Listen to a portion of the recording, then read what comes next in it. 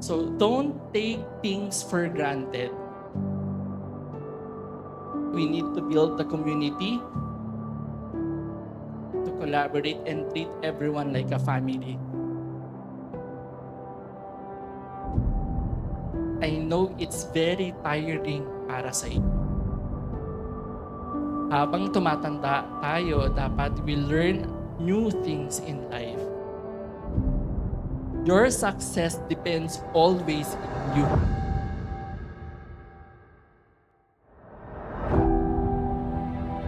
Kasi taon-taon akong nagpapapunsoy. Bakit hindi ka na lang mag-try dito kay Master Michael de Mesa? Nakikita ko kasi yung aura ni Master na napakatotoong tao. Swerte din po siya, nakakabigay din po siya sa atin ng laki.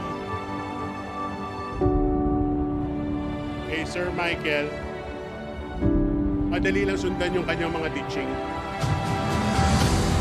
Welcome to Feng Shui Extravaganza by Master Michael de Mesa.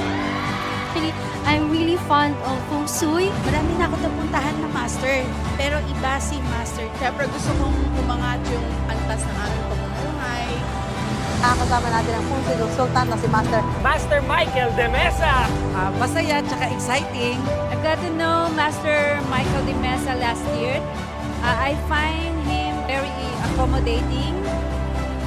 2026 is the year of the fire horse.